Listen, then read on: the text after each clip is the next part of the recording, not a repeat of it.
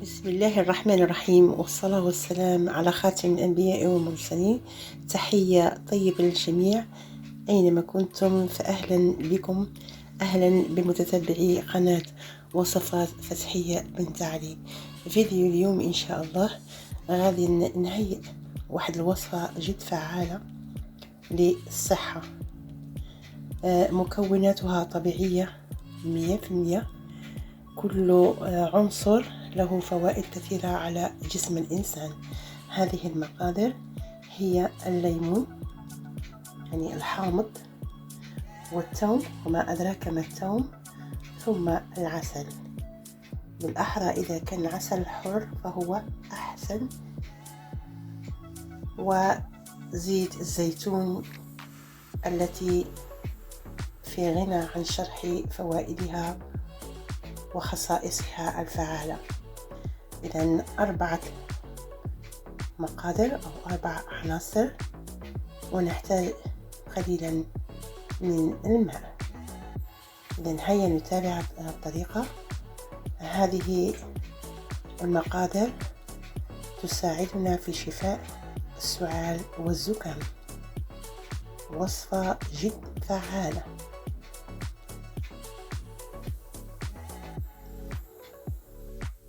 إذن غنبداو بالثوم. خدينا داك الرأس، زومنا القشور البيضاء وخليناها هكذا صحيحة، وضعناها في كسرولة بها ماء غليان، وغادي نغليوها تقريبا 5 دقائق. هيا بدات في الغليان، غتغلى، غادي نحيدوها.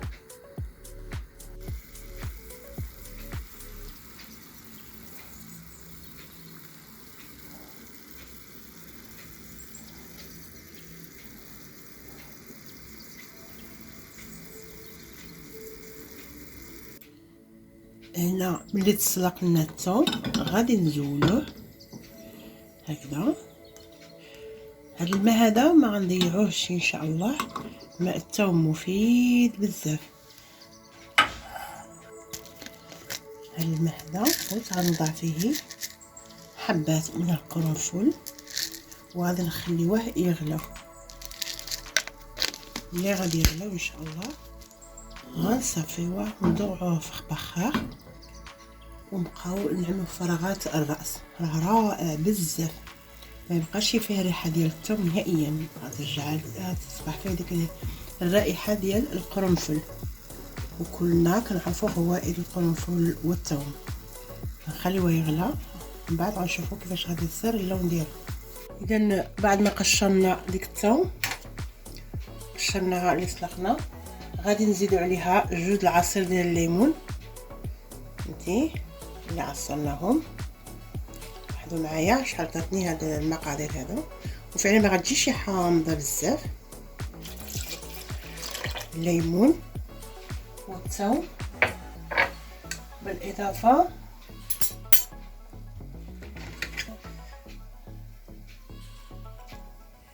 غادي نضيفو ملعقه هذه صغيره ديال زيت الزيتون، زائد ملعقه اخرى كبيره كده، وغادي نضيفو 2 ملاعق ديال العسل، او ملعقه كبيره، هاي 2 ملاعق كبارين ها عسل حره هكذا.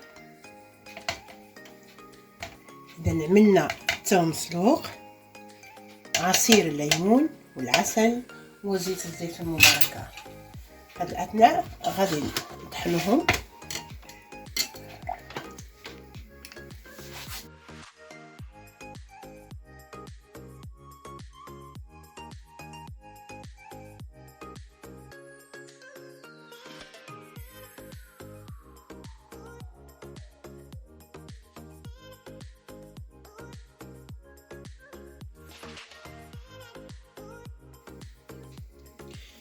هنا بعد ما غلى هذا الماء ديال الثوم مع القرنفل، صبح اللون ديالو هكذا، غادي نصفيوه وغنوضعوه في هذه القنينه هذه باش غنرشوها راسنا.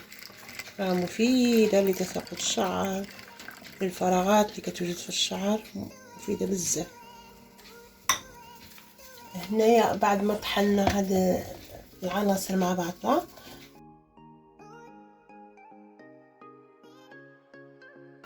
كما كتلاحظوا خفيف، مخصوش يجي هيدا. اضطريت نزيد جوج دروس ديال الثوم ونخليهم يغلاو وعاد غنضيفهم ونطحن مره. انا عملت جوج ديال دروس ديال الثوم الريوس كبارين، زوجت عليك القشور البيضاء وخليتهم هيداك الصحاح يغلاو، وغنضيفهم على المقادير الاربعه باش غيكون واحد القوام ثقيل ثقيل مزيان. فهمتي؟ اذا هذيك الثوم اللي سلخناها عاوتاني من جديد غنضيفوها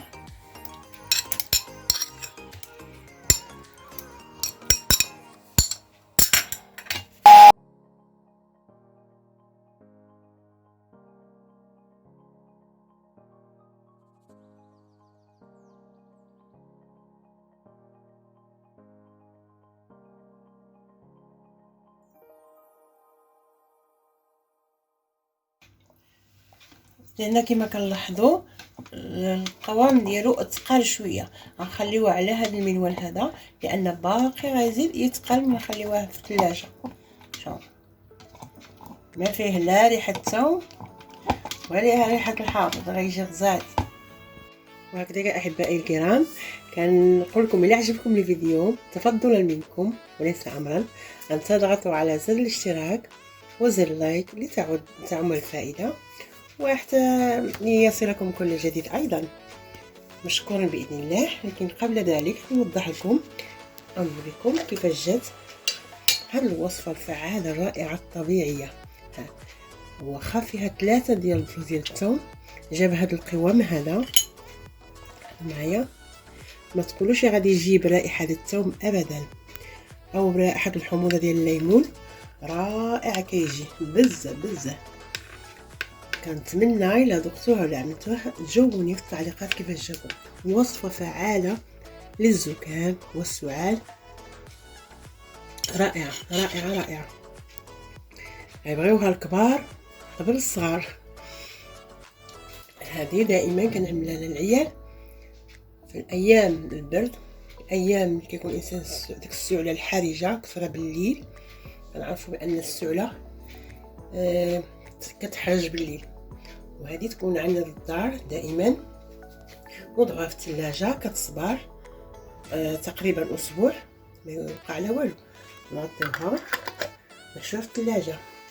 وقبل ما ننسى هذا المحلول اللي عندنا ديال الماء ديال الثوم قلنا لا للضياع، عملت فيه القرنفل انا وريتكم وصفينا عملنا في هذا البخار. وهذا مزيان للفراغات الراس، تساقط الشعر رائع بزاف يعني مزيان. كنتمنى تعجبكم هذه الوصفه، وبلا ما نطول عليكم خليتكم الراحه والهنا، وشكرا دائما على المتابعه والمشاهده من قريب او من بعيد. شكرا للجميع بدون استثناء. إذن مع السلامه، الى اللقاء.